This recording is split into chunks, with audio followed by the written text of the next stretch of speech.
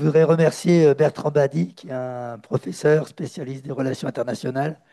Le remercier beaucoup parce qu'il a bousculé son agenda et son emploi du temps pour nous. Et lui donner, je lui ai promis qu'il pouvait parler à partir de 8 heures, de 9 heures, pardon. Et on est juste à 8h59, donc dans une minute, il est 9 heures. Il pourra intervenir. Il nous quittera à 10 heures précises pour l'intervention suivante. Et aussi parce qu'il a d'autres impératifs, notamment cet après-midi, il doit intervenir aussi, puisqu'en même temps que nous, il y a une initiative sur la Palestine. Et donc, il va aussi y intervenir. Et donc, je vous propose de lui passer la parole sans attendre. Merci, Monsieur Badi.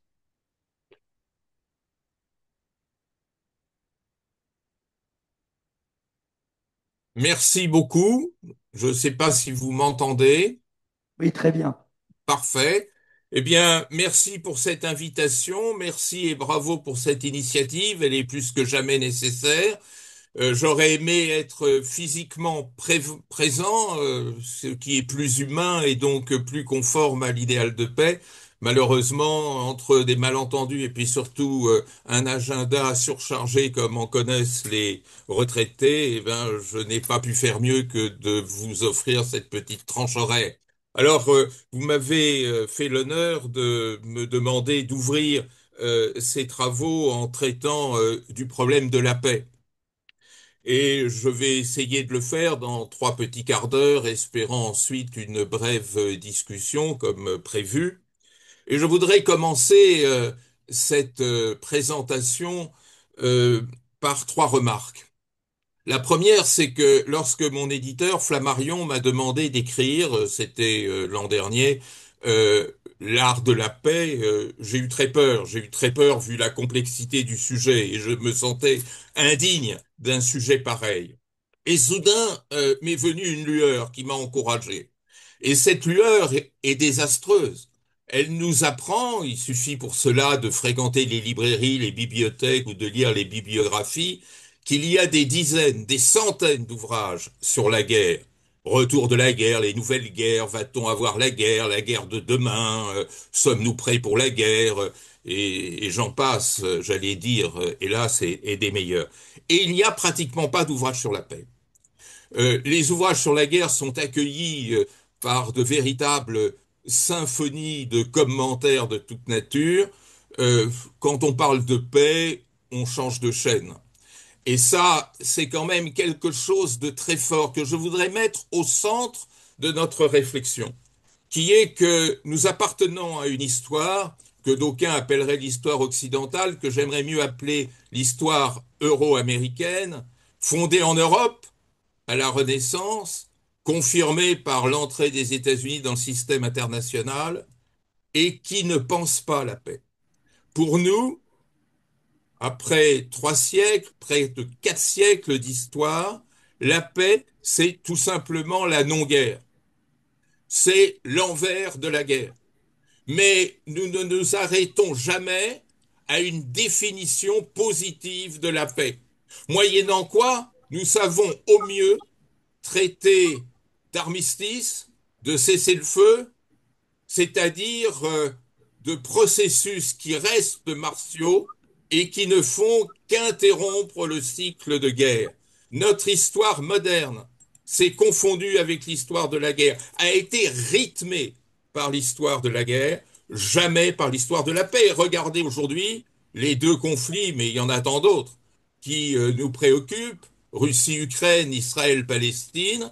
On parle de temps en temps, avec plus ou moins de fortune, moins que plus, de cesser le feu, mais on parle jamais de projet de paix. Eh bien, c'est là-dessus qu'il faut revenir, et je vais tâcher de le faire. Le deuxième point que je voudrais aborder à titre introductif, c'est que l'histoire n'offre pas d'aller-retour, mais des allées simples.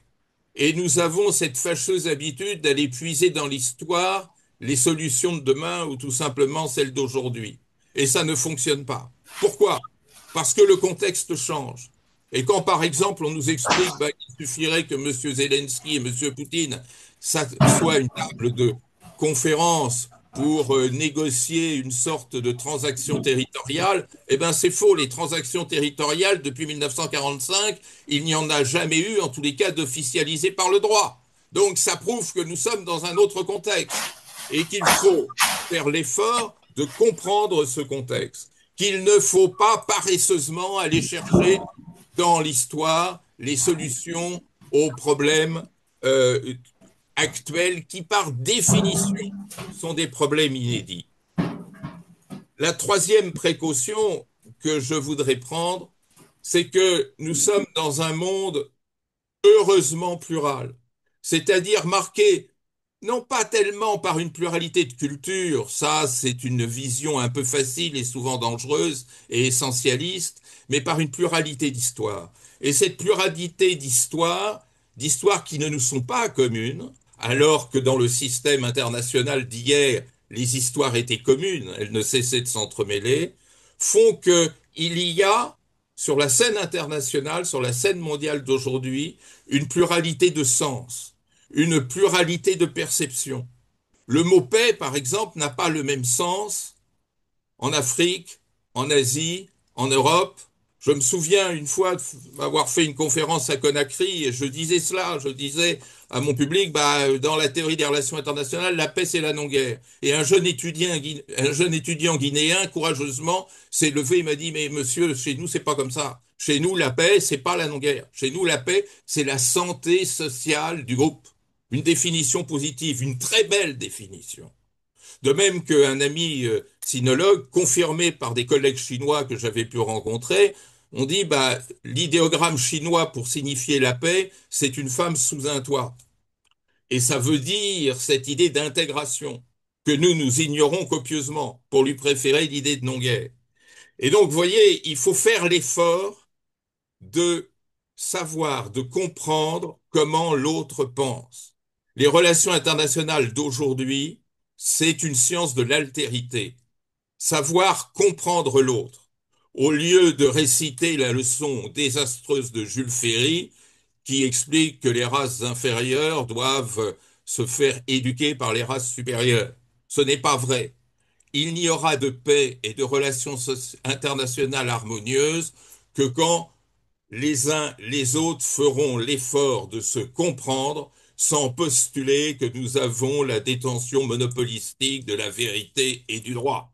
Ça, c'est la révolution à faire et qui n'a même pas commencé. Il suffit de savoir et de percevoir sur quel ton on parle de l'Afrique et de voir comment, un mort en Palestine et un mort ailleurs, ce n'est pas la même chose. Comment cette perception du monde dans les sociétés, dans les parties de cette terre qui sont dominées ne sont pas les mêmes que chez nous.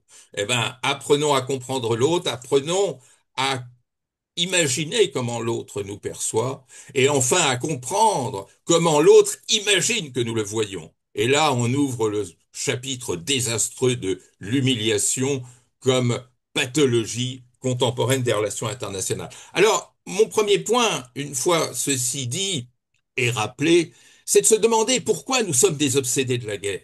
Parce que tant que nous ne serons pas guéris de cette maladie qui veut que dans notre narratif, les relations internationales, c'est une chronique martiale, c'est une chronique de guerre, eh bien nous ne pourrons pas accéder à la vraie paix. Et dans notre histoire, il y a un élément fondateur sur lequel je voudrais m'arrêter quelques minutes parce que ce n'est pas seulement de l'histoire, c'est aussi du présent, et c'est même principalement du présent. Lorsque l'État s'est construit à la fin du Moyen Âge, au moment de la Renaissance. Il s'est construit sur un pacte. Ce pacte, il a été décrit par le philosophe anglais Thomas Hobbes, et il consistait à dire l'individu, les individus que nous sommes, sont perpétuellement menacés, et donc l'aspiration première des humains, c'est la sécurité.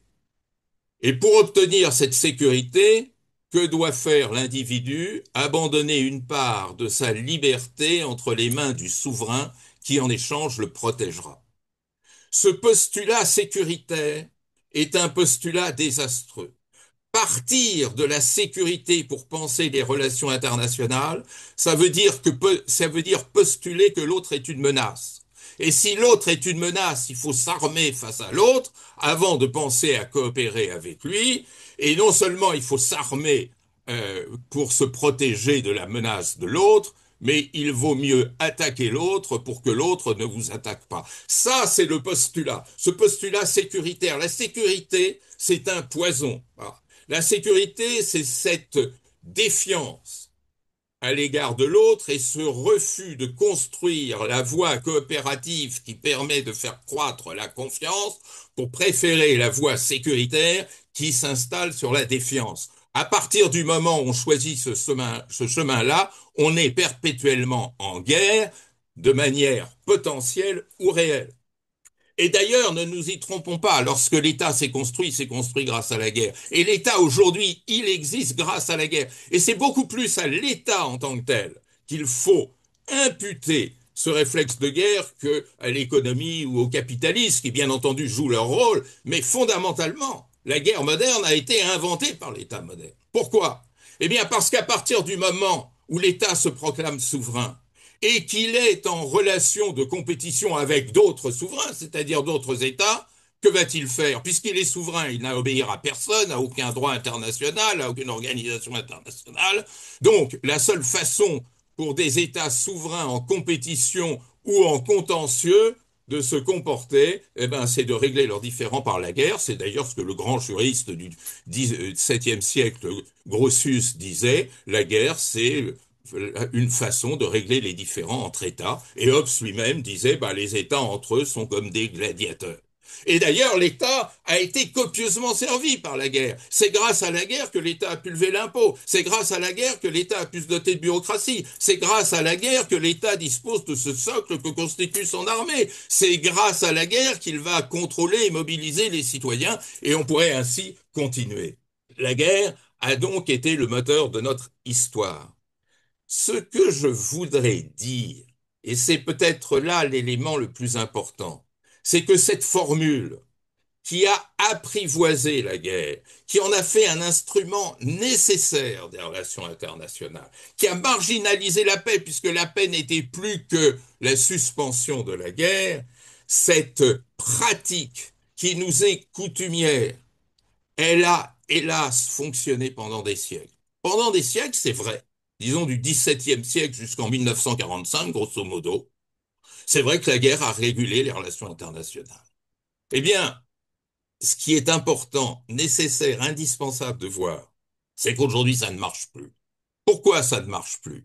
Eh bien, parce que depuis 1945, vous savez combien il y a eu de guerres depuis 1945? 500 guerres. 500 guerres. C'est-à-dire que jamais dans l'histoire, les guerres ont été aussi nombreuses. Jamais elles n'ont été aussi coûteuses. Jamais elles n'ont été aussi meurtrières. Jamais elles n'ont été aussi destructrices. Et pourtant, que constatez-vous depuis 1945? C'est que la guerre ne fonctionne plus, ne règle plus les problèmes. La plupart des guerres se termine sur ce que d'aucuns pourraient appeler un match nul. Ni vainqueur ni vaincu, dans le flou le plus absolu. La guerre coûte de plus en plus, elle ne rapporte de moins en moins. Mais il y a encore plus étonnant, c'est qu'avez-vous remarqué que ces guerres sont de plus en plus, comme on dit, asymétriques, j'aime pas beaucoup ce terme, mais employons-le quand même, c'est-à-dire, au lieu d'être une compétition de puissants, oppose le plus plupart du temps un puissant ou des puissants à un faible ou des faibles, eh bien, c'est généralement le faible qui gagne. C'est-à-dire que nous sommes entrés dans un monde où la puissance ne paye plus, n'a plus son efficacité. Alors comment expliquer tout ça? Eh bien, expliquer tout ça, c'est comprendre notre monde d'aujourd'hui. Et comprendre notre monde d'aujourd'hui et expliquer cette inversion de la guerre suppose de mettre en évidence trois grandes ruptures que nous ne savons pas regarder en face. La première rupture, dont on n'a même plus le droit de parler, sur laquelle on n'a pas le droit d'enseigner, ni même de développer de programmes de recherche, c'est la décolonisation. Oh là là, dès qu'on parle de décolonisation, c'est du sacrilège. Alors si on parle du décolonial et du postcolonial, ça vous emmène en garde à vue. Et pourtant la décolonisation a été une rupture fondamentale dans l'histoire de nos relations internationales. Parce que, l'avez-vous remarqué, toutes les guerres de décolonisation ont été gagnées par le plus faible. Jamais celui qui revendique l'émancipation, du moins depuis 1945, n'a été définitivement vaincu. Quelquefois, et on le voit bien avec la Palestine, la guerre est longue, la guerre est destructrice, meurtrière, barbare, mais jamais le fort n'arrive à supprimer la résistance du faible. Et donc, il faut comprendre ce paramètre essentiel des relations internationales, que les commentateurs et a fortiori les acteurs ne mettent pas suffisamment en évidence. À savoir qu'aujourd'hui, la guerre se trouve bousculée dans la mesure où l'énergie sociale joue un rôle de plus en plus déterminant. Autrefois, la guerre, c'était force contre force. Aujourd'hui, de plus en plus, la guerre, c'est force contre énergie sociale. Comment expliquer que cette énergie sociale, qu'on a vu poindre dès la Seconde Guerre mondiale avec les résistances, comment expliquer que cette résilience sociale, comment expliquer que cette énergie sociale pèse d'un tel poids dans les relations internationales? C'est bien la résistance fantastique du peuple ukrainien qui a mis en déroute la seconde armée du monde, qui, au bout de 3 ans et demi, ne peut piteusement contrôler que 18% du territoire ukrainien. Et à quel prix? Et à quel prix? Eh bien, comprendre cela, comprendre que on ne peut pas éradiquer celui ou celle qui résiste. Combien de fois nous avons entendu pendant la guerre d'Algérie et en ce moment avec la tragédie de Gaza que le terrorisme est éradiqué, et quand donc a-t-il été éradiqué? Donc ça, c'est un élément absolument fondamental, une incroyable inversion de l'histoire. La deuxième rupture qu'il faut prendre en compte, c'est la dépolarisation, c'est la chute du mur. Et là, on a eu le mauvais réflexe. C'est-à-dire la chute du mur, on a dit bah c'est la victoire du camp occidental, c'est la fin de l'histoire, c'est la généralisation de la démocratie libérale, du néolibéralisme, du capitalisme mondialisé et tout ce qui s'ensuit. Et puis c'est pas du tout comme ça que ça s'est passé. C'est quand même assez extraordinaire de voir que, ayant gagné la guerre froide, les États-Unis ont perdu toutes les guerres. Ils avaient perdu la guerre du Vietnam, ils ont perdu la guerre en Afghanistan, ils ont perdu la guerre en Irak, ils ont perdu la guerre en Somalie. Sur un autre plan qui n'est plus celui du militaire, ils perdent aussi la guerre commerciale et la guerre tarifaire où ils ne parviennent pas à imposer leurs lois. C'est-à-dire que nous sommes, avec la dépolarisation, non pas dans le parachèvement de l'hégémonie américaine, mais au contraire dans la démonstration de son impossibilité, de son aporie. La l'hégémonie ne parvient plus à s'imposer nulle part alors qu'elle est de plus en plus coûteuse. C'est ce que Chouenla y avait dit dès les années 70 en disant nous ne cherchons pas à exercer une quelconque hégémonie car regardez les Américains, ils veulent être hégémones, ils n'y parviennent pas et ça leur coûte de plus en plus cher. Donc, nous n'avons pas compris qu'avec la chute du mur, il y avait autre chose qui était en train de se produire, qui était la fin des camps au sens campiste du terme, c'est-à-dire la fin des blocs. Nous n'avons pas compris que nous entrions dans une autre logique que Mikhail Gorbatchev, lui, avait pressenti. Lorsqu'il avait rencontré George H. Bush à Malte le 2 décembre 1989, il avait dit à Bush, l'URSS n'est plus intéressé par la compétition avec l'Occident. Ça voulait dire quoi? Ben, ça veut dire qu'on changeait de monde et que ce principe absolu de compétition entre souverains ne correspondait plus à la réalité des choses. Et ça, nous n'avons pas su le construire, nous n'avons pas su le comprendre, nous n'avons pas su l'organiser. Ce que nous payons aujourd'hui, et nous payons très cher, c'est cette paresse de 1989 et de la dernière décennie du siècle dernier, où il aurait été temps de construire un nouvel ordre mondial, où il aurait été temps de définir des nouvelles règles de la sécurité en Europe. Nous n'avons rien fait parce que nous considérant comme vainqueurs, nous n'avons fait que geler les rapports de force, maintenir l'OTAN qui n'a plus aucun sens aujourd'hui puisque le contexte a complètement changé et que le pacte de Varsovie n'existe pas. Mais tout ceci nous a embastillés dans un monde de l'entre-soi qui a éveillé le soupçon et souvent le ressentiment dans les pays du Sud global. Et puis, troisième rupture, troisième rupture qui est absolument fondamentale, c'est la mondialisation. Alors, vous savez, la mondialisation, c'est un mot que tout le monde emploie, mais personne ne sait ce que c'est. Et contrairement à une idée tenace, la mondialisation n'est pas un phénomène économique. C'est un phénomène qui a été récupéré par les opérateurs économiques, bien sûr, qui en ont fait un élément de leur accomplissement. Et d'ailleurs, le néolibéralisme de l'école de Chicago s'est épanoui sur cette confusion qui voulait que la mondialisation fut un phénomène, je dirais, de réalisation de ce capitalisme libéral et mondialisé. La mondialisation, c'est beaucoup plus compliqué que ça. La mondialisation, c'est un phénomène technologique lié à cette révolution des communications, au fait que le temps et l'espace ont été abolis au profit d'une intercommunication et d'une communication virtuelle qui a complètement changé les comportements sociaux et les politiques publiques. Et ça, on ne pourra jamais l'abolir. Alors ceux qui parlent de démondialisation, moi ça me fait tomber de ma chaise à chaque fois. Parler de démondialisation, ça voudrait dire supprimer cette technologie nouvelle de la communication, ces échanges, ces transports, etc., ce qui est impossible. Et j'ai toujours pris cette image que j'imagine que lorsque la brouette a été inventée, ceux qui en avaient peur appelaient à la débrouettisation. Et on voit évidemment que ceci est complètement hors sol. Alors derrière la mondialisation, il y a quoi? Ben, il y a quand même trois éléments nouveaux que nous ne savons toujours pas gérer. Et c'est pour ça que nous sommes en crise dans notre système international. Premier élément, c'est l'inclusion. Pour la première fois depuis Adam et Ève, tous les humains sont réunis dans le même système international, dans la même scène internationale. Ce qui veut dire cette pluralité de perceptions dont je parlais tout à l'heure, ce qui veut dire que le repère principal dans la vie internationale aujourd'hui, c'est l'altérité. Avant d'être pacifique, qui est un terme qui s'est galvaudé, il faut être, vous comprendrez, le côté un peu osé et imagé de la formule, haltérophile. C'est-à-dire défendre le principe d'altérité. Nous sommes dans un monde d'altérité. Ce monde d'inclusion est un monde qui ne peut fonctionner que par le respect et la reconnaissance de l'autre. Ce que toute notre histoire a nié, puisque notre histoire est l'histoire d'abord de l'isolement, nous sommes seuls au monde, et d'une universalité que nous avons été les seuls à construire. D'ailleurs, on a inventé à nous tous seuls l'universel, c'est formidable. Ce petit îlot du monde que constitue le monde européen aurait à lui seul inventé l'universel. Et ça, c'est quelque chose qui n'a jamais été compris au Sud, et qui est source de bien des tensions. Ça, c'est le problème de l'inclusion. Mais l'inclusion, c'est encore autre chose. Et j'insiste beaucoup là-dessus.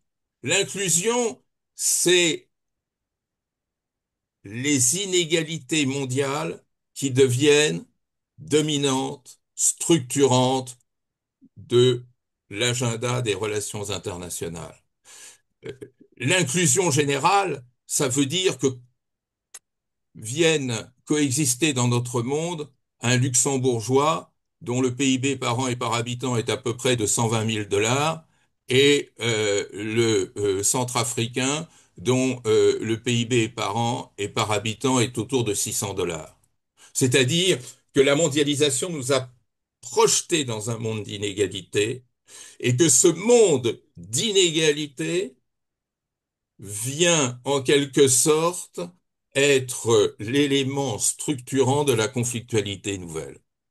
C'est-à-dire que la guerre d'hier, c'était une rivalité entre puissants égaux. La guerre d'aujourd'hui, c'est celle qui dérive des tensions énormes liées à cette inégalité. Mais pas seulement à l'inégalité, au fait que ce qui constitue notre sécurité, ce n'est plus notre rapport à l'autre, c'est désormais notre rapport au tout. C'est-à-dire que les grands enjeux globaux deviennent plus déterminants que les enjeux nationaux. Ça veut dire que la sécurité de notre monde, comme le PNUD, le Programme des Nations Unies pour le développement, l'a très justement établi, c'est cette sécurité globale qu'il nous faut conquérir. Comment peut-on être en France en sécurité s'il n'y a pas de sécurité climatique, s'il n'y a pas de sécurité alimentaire, s'il n'y a pas de sécurité sanitaire, s'il n'y a pas de sécurité économique globale? Et effectivement, que voit-on, j'y reviendrai 2 minutes tout à l'heure si j'ai encore le temps, bah, c'est que la plupart des conflits sont branchés à ce non-respect de la sécurité globale que nous ignorons parce que ça se vend mal sur le marché électoral, la sécurité globale, infiniment moins bien que la dénonciation de l'immigré, par exemple, de l'immigration. Et donc, nous sommes maintenant l'otage de cette conception globale de la sécurité que nous ne voulons pas voir et qui n'intéresse pas nos dirigeants. Mais la mondialisation, c'est quelque chose d'autre encore. C'est l'interdépendance généralisée. Nous sommes dans un monde où tout le monde dépend de tout le monde. Le faible continue à dépendre du fort, mais de plus en plus, voilà la révolution d'aujourd'hui. Le fort dépend du faible. En matière énergétique, en matière de matières premières, en matière démographique, en matière sanitaire, en matière alimentaire. Et ce phénomène-là est un phénomène qui vient nier l'idée de souveraineté. La souveraineté est de plus en plus disruptive. Là où on ne peut espérer la paix que dans la construction d'une mondialité raisonnée.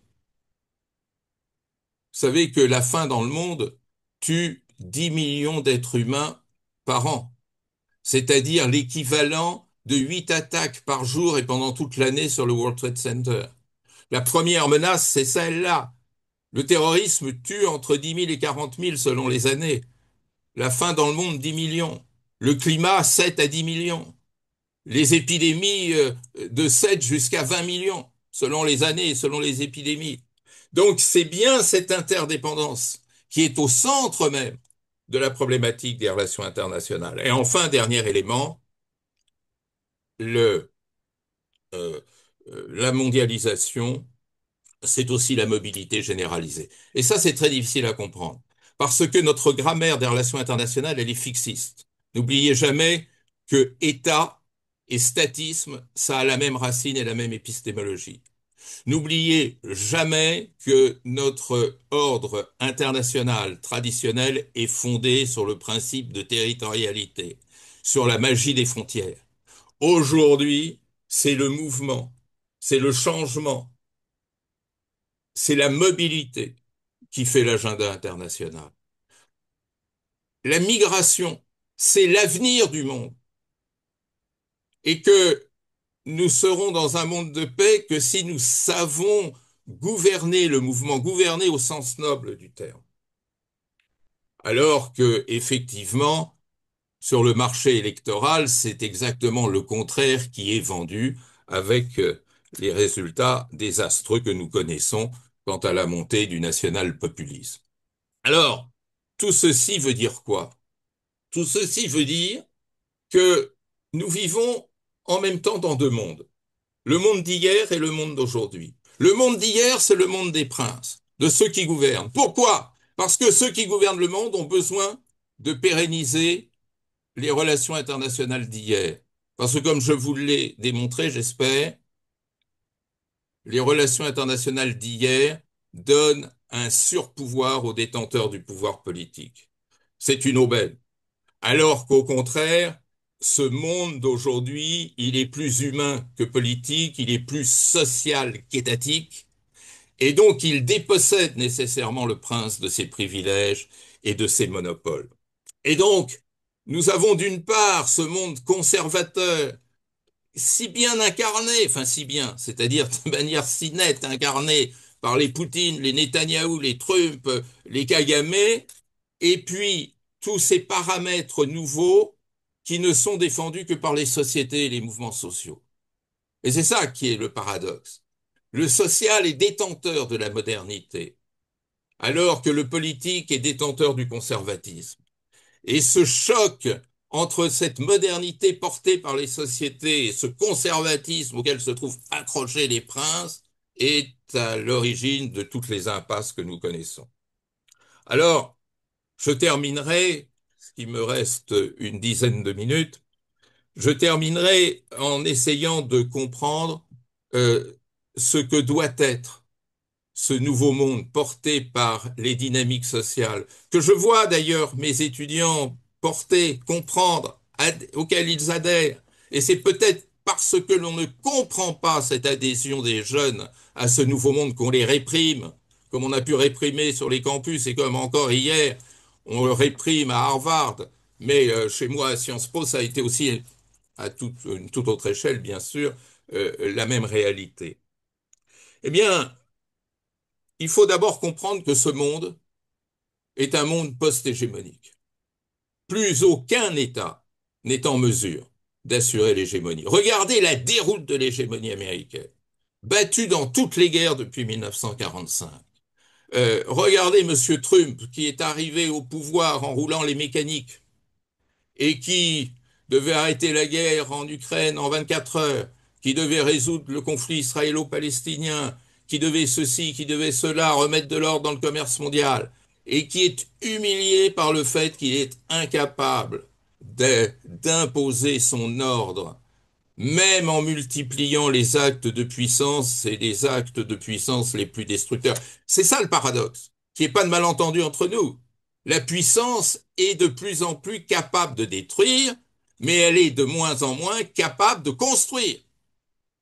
Et donc, c'est ça aussi qu'il faut comprendre pour pouvoir le réaliser. Donc, nous sommes dans ce monde post-hégémonique qui ne pourra être régulé que par de tout nouveaux principes. Dans un monde hégémonique, je vous l'ai dit tout à l'heure, c'était la guerre qui réglait la circulation. Qu'est-ce qui peut aujourd'hui se substituer à l'hégémonie et à la guerre? Ben, la paix, bien sûr. Et qu'est-ce que c'est que la paix? Est-ce qu'il n'est pas temps de tenter de définir la paix? Hobbes a cassé l'idée de paix en la ramenant à l'idée de sécurité. Je voudrais réhabiliter l'idée de paix en la ramenant à une idée qui n'est pas la mienne, puisqu'elle avait déjà été mise en évidence par le grand philosophe grec Aristote, à savoir que la paix, fondamentalement, c'est la coexistence. L'art de la paix, c'est l'art de la coexistence. Aristote, dans sa politique, nous disait très clairement, qu'est-ce que la politique? La politique, c'est l'art de faire coexister des individus différents. J'insiste sur l'adjectif différent. C'est pas dans l'uniformité. La cité de l'identique, c'est une cité totalitaire. C'est ce qui importe, c'est la cité de la différence, c'est-à-dire où on peut être différent, où on peut s'habiller différemment, où on peut parler des langues différentes, où on peut avoir des cultes différents, où on peut avoir des passions différentes, où on peut avoir des intérêts différents. Et l'art de la politique, c'est l'art de faire coexister ce qui est différent. C'est magnifique comme définition, nous l'avons complètement oublié. Et qu'est-ce que c'est que la paix, non plus civile mais internationale? C'est l'art de faire coexister des cités différentes, nous disait Aristote, c'est-à-dire des États différents, dirait-on aujourd'hui. Savoir pratiquer l'art de la coexistence, c'est aussi savoir créer les institutions qui permettent de porter cette coexistence. Malheureusement, nous croyons que nous sommes dotés d'institutions multilatérales, mais nous n'avons pas encore connu le vrai multilatéralisme. Car ce multilatéralisme que Woodrow Wilson a imposé lors de la paix de Versailles, ce n'est pas un multilatéralisme, c'est un concert de puissance, dont le Conseil de sécurité est l'avatar aujourd'hui.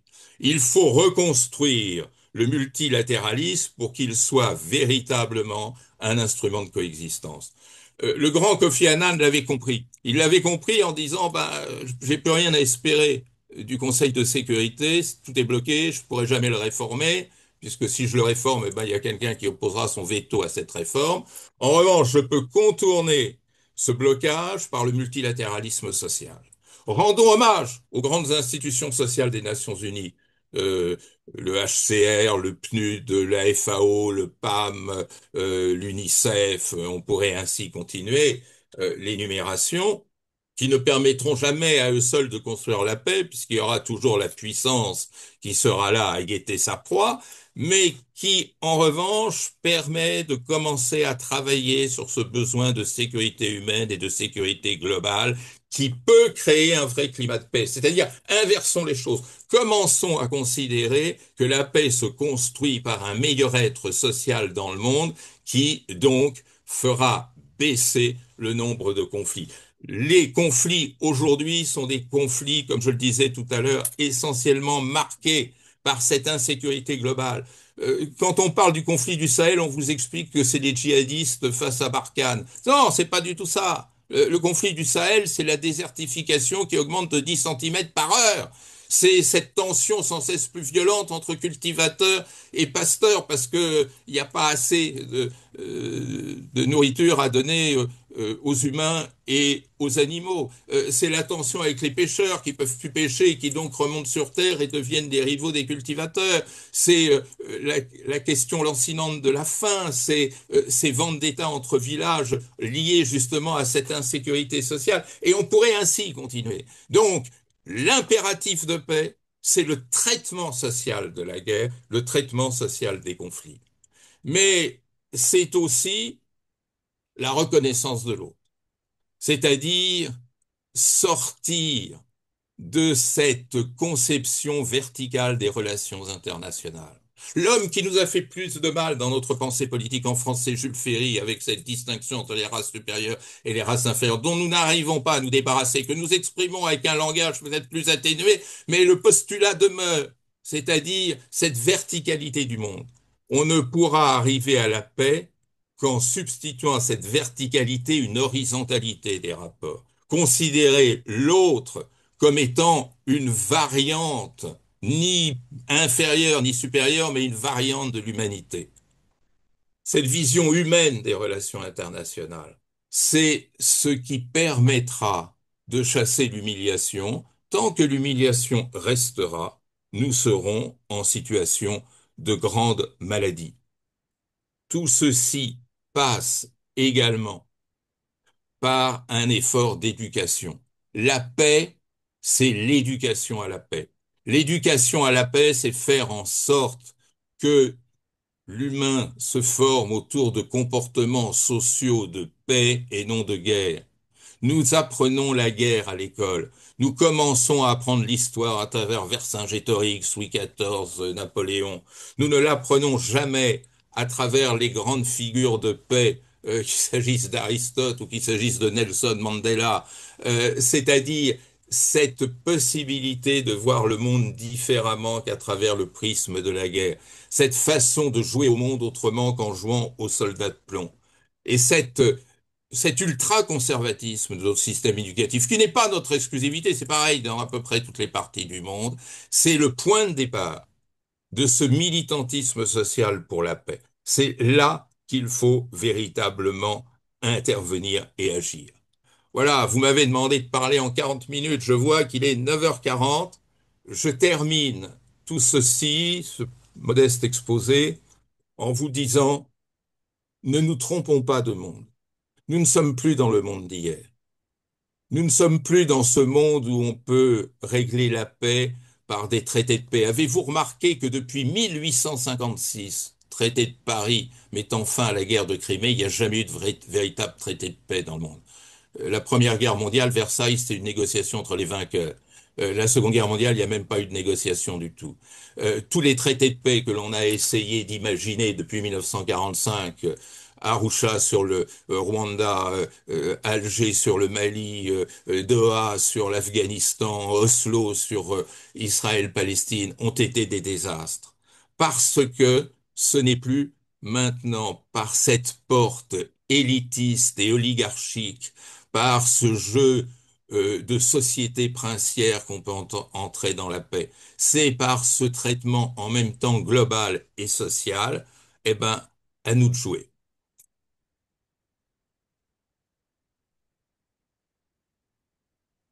Ben, merci, merci beaucoup, Bertrand Badi.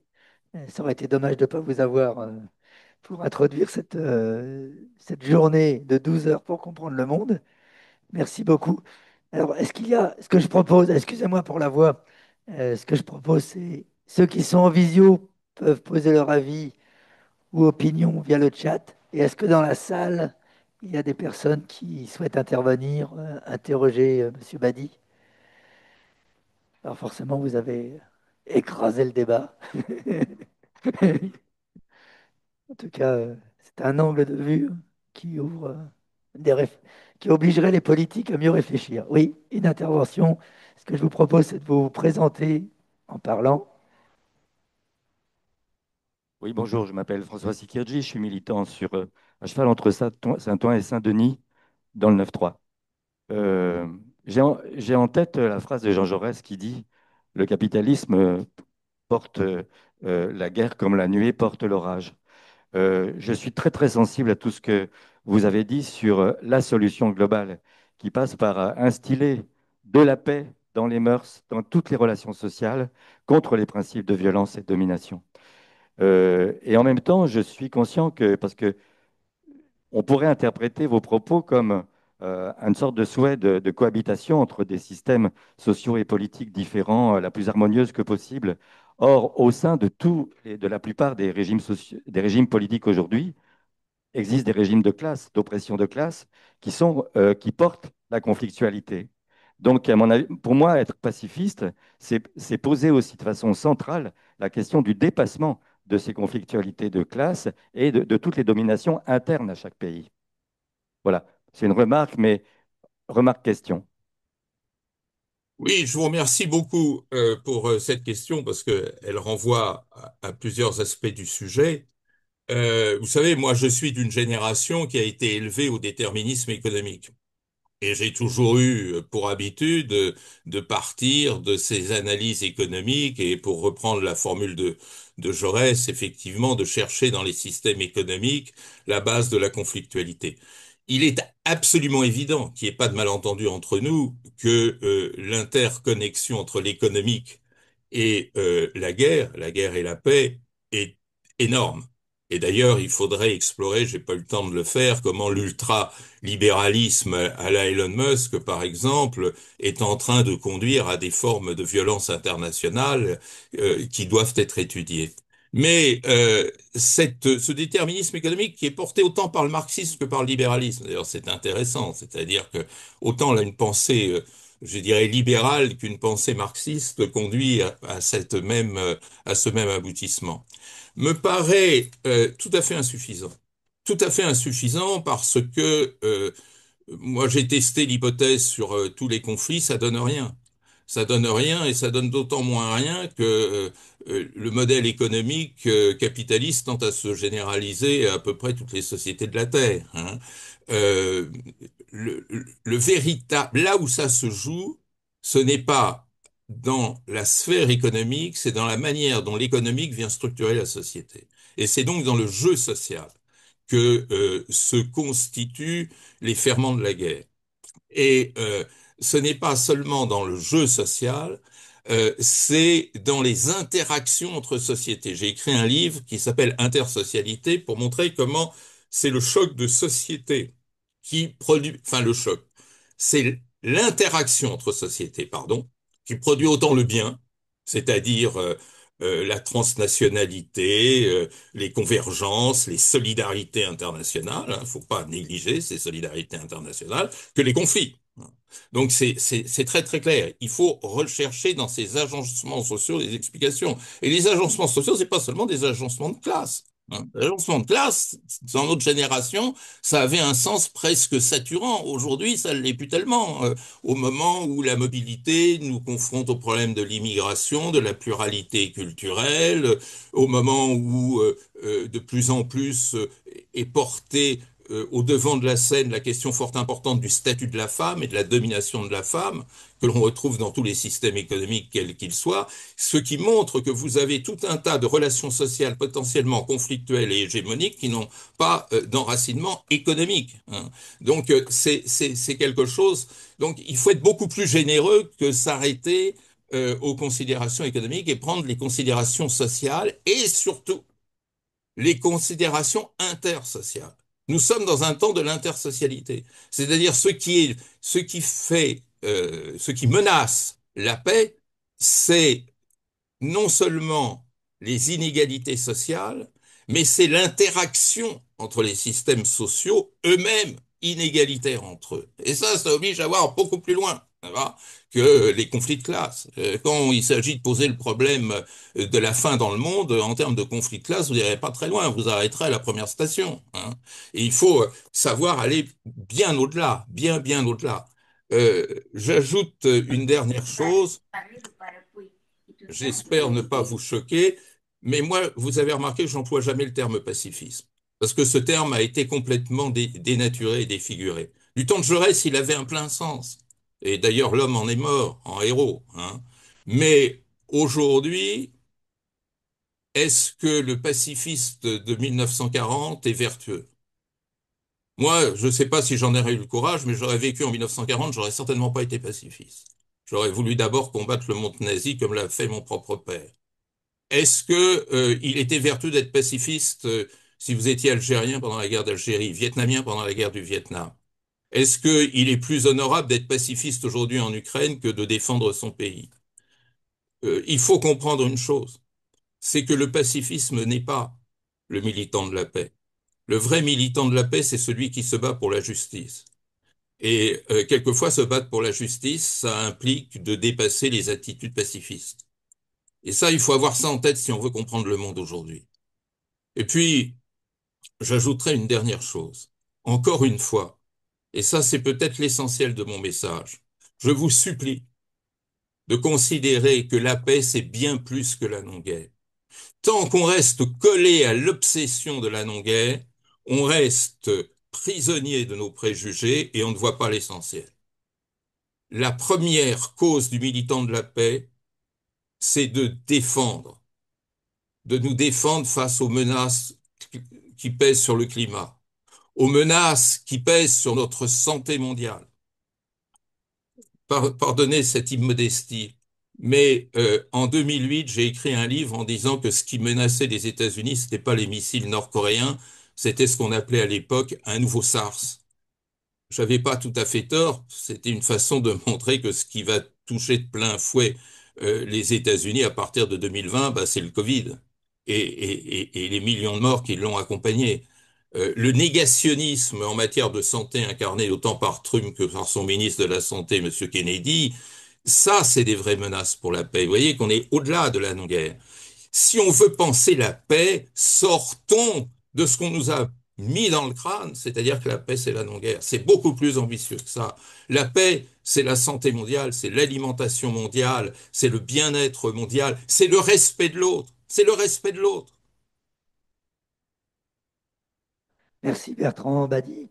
Peut-être une dernière question, parce qu'on a promis de vous libérer à 10 heures précises, donc on tiendra notre engagement. Roger Hillel, qui est en vision et qui ne respecte jamais l'autorité des organisateurs, c'est pour ça qu'on l'aime. On avait dit qu'en visio, on devait écrire, mais bon, on va lui permettre de poser sa question ou son avis, s'il peut le faire en 30 secondes ou une minute, de telle sorte que Bertrand puisse répondre et on le libère. C'est Roger, une question, Bertrand Mazet. Bon, euh, vos propos vont m'obliger à d'énormes réflexions et d'énormes travail pour reconstituer toute une partie de ce que je peux imaginer. J'ai une question très précise.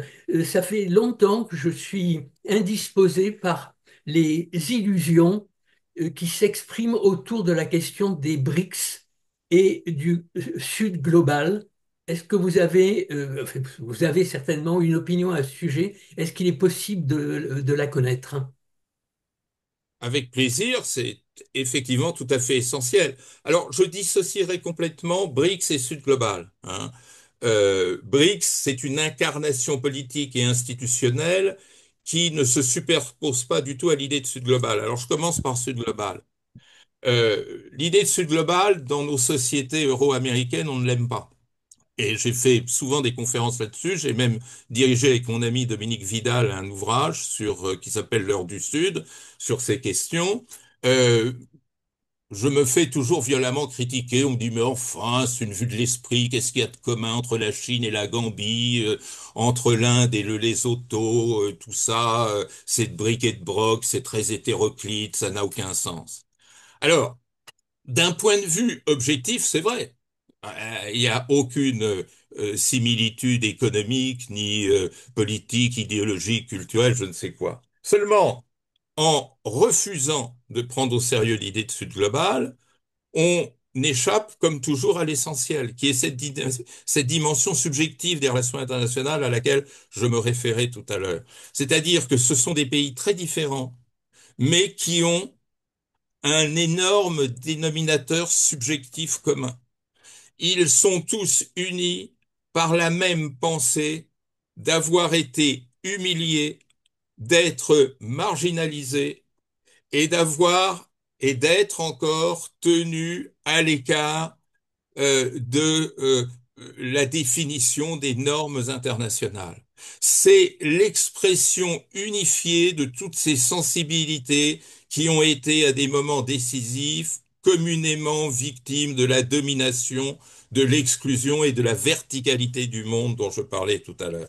Et c'est la raison pour laquelle non seulement il y a une compréhension commune entre les pays du Sud global, dont on voit bien qu'il esquisse un tableau d'éléments de politique étrangère qui leur sont communs, mais en plus de ça, ils sont porteurs de revendications communes. C'est-à-dire, ils annoncent ce qui va être la grande bataille de demain, la bataille des normes. C'est-à-dire de redéfinir les normes internationales, le droit international, les droits fondamentaux, les règles du commerce international, les règles de fonctionnement du multilatéralisme. Tout ça, et aussi le nouvel ordre économique mondial. N'oubliez pas la grande conférence d'Alger de 1967, où pour la première fois a été forgée l'idée d'un nouvel ordre économique international.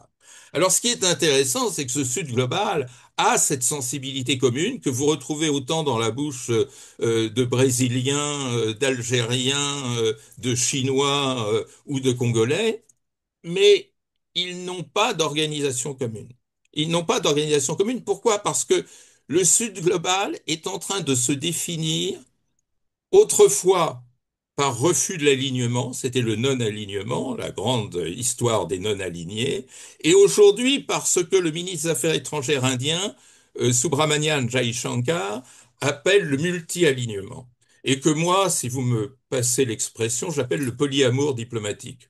C'est-à-dire, le Sud global nous fait entrer dans un monde où les alliances, les blocs et les alignements d'autrefois sont remplacés par une extraordinaire fluidité qui fait que le propre des pays du Sud global, c'est de passer contrats, coopération, connivence en fonction des enjeux avec des partenaires qui peuvent être différents. C'est ça, le multi-alignement, cette fluidité qui est organisée par l'effet d'aubaine diplomatique. Regardez Mohamed Ben Salman, regardez Erdogan, regardez la politique étrangère indienne, regardez le double edging indonésien et ainsi de suite. Alors que les BRICS, c'est un début d'organisation. Alors, il faut faire très attention, parce qu'au début, les BRICS, c'était pas une organisation. BRICS, c'était un mot qui avait été inventé par Goldman Sachs pour désigner les économies émergentes. Et dans la tête des économistes de Goldman Sachs, il y avait quatre économies émergentes qui risquaient de bousculer l'ordre économique mondial. C'était le Brésil, la Russie, l'Inde et la Chine. Voilà. Donc il n'y avait rien de politique dans tout ça, il n'y avait rien de commun, sinon que effectivement cette commune émergence dans un monde économique qui était monopolisé par l'Occident. Donc c'est même pas l'idée de Sud global, c'est une idée d'un économiste en quelque sorte. Les économistes ont critiqué ça en disant oh, ouais, attention, l'émergence brésilienne et l'émergence indienne et l'émergence chinoise, c'est pas du tout la même chose.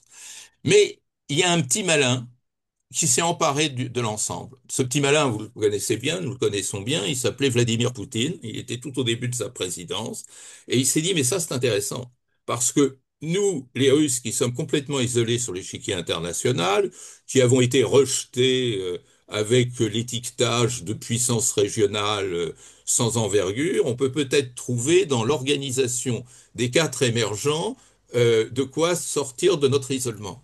Et c'est ainsi qu'en 2007, Poutine a convoqué à Yekaterinbourg une conférence avec les trois autres émergents. Là, les quatre se sont retrouvés, puis ils ont coopté l'Afrique du Sud, et puis depuis, ils en ont coopté d'autres. Et depuis, Poutine tire ce petit club vers des prises de position politiques qui, avec succès, lui ont évité le total isolement dans la guerre russo-ukrainienne. Parce que les BRICS, y compris le Brésil, donc, qui est le plus pro-occidental des quatre, mais aussi, bien sûr, l'Inde, puis l'Afrique du Sud qui l'a rejoint, puis la Chine, ont refusé de condamner nettement l'agression russe en Ukraine. Donc il en a fait un instrument politique, mais c'est un instrument politique qui sort complètement de la grammaire du Sud global telle que je la décrivais, d'autant que même sous la torture, vous me ferez pas dire que la Russie est un pays du Sud. La Russie est entièrement membre de ce club euro-américain dont j'ai parlé pendant toute ma présentation, et lié à cette histoire qui associe la guerre et l'État, et lié à cette conception et cette construction du monde telle que je l'ai critiquée. Donc effectivement, les BRICS, c'est devenu, le général de Gaulle dirait un machin, mais un machin qui a été extrêmement utile à Poutine. Alors, que le Sud global, c'est quand même beaucoup, beaucoup plus compliqué que ça, même si, c'est ma dernière phrase, euh, euh, même si Poutine a été plus adroit que les Occidentaux pour s'attirer les bonnes grâces du Sud global. Pourquoi?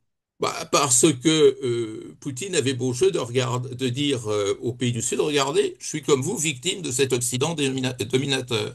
Et nous, enfermés dans notre Bastille otanesque, eh ben, nous croyons que nous continuons à dominer le monde alors qu'on crée de plus en plus de méfiance et de suspicion qui tentent à nous isoler. Les isolés de demain, ça risque d'être les Occidentaux. Et voilà. Merci beaucoup. Ça applaudit dans la salle, Bertrand. Ah, Merci beaucoup. c'est agréable. Oui, oui, oui. Il y a des mines réjouies. Vous ne les voyez pas, mais il y a beaucoup de mines réjouies. Vous donnez envie de penser. Et c'est déjà un bel acquis quand même d'une conférence, d'avoir le plaisir de penser et de voir la complexité de ce monde, et, mais qu'on peut le décrypter. Donc merci beaucoup. Puis je vois que vous tenez vraiment les horaires pile poil. N'oubliez pas de remercier de notre part votre femme qui vous a autorisé à intervenir à 9 heures. Donc je remercie Absolument. beaucoup. Je vois que son prénom c'est Blandine. Donc je la Bah oui. remercie beaucoup. Merci beaucoup pour ces propos. Nous allons donc vous libérer. On a, d'ailleurs, dans votre intervention, vous avez parlé du mouvement social. À la fin, nous allons avoir deux grands témoins du mouvement social avec Benoît Test et Benoît Martin. Deux Benoît, je crois que c'est un de la FSU, l'autre de la CGT, qui feront une intervention. Et puis là, nous allons avoir une petite pause d'un quart d'heure chez vous. Faites-vous couler votre café. Ici, on va se boire un petit café et on a le plaisir d'accueillir Bernard Dréano, président du CEDITIM, qui a eu la gentillesse de prendre la parole à la place de Gus Massia, qui est souffrant et à qui on souhaite un prompt rétablissement. Donc, on donne rendez-vous à tout le monde à 10h15 pour reprendre avec Bernard Dréano. Merci. Merci beaucoup, Merci à vous. Bertrand. Merci à vous Merci. et pardon de ne pas avoir été parmi vous, mais en tous les cas, j'ai été heureux de pouvoir échanger et je vous souhaite beaucoup de succès et puis peut-être on se retrouve cet après-midi à l'Institut du Monde arabe.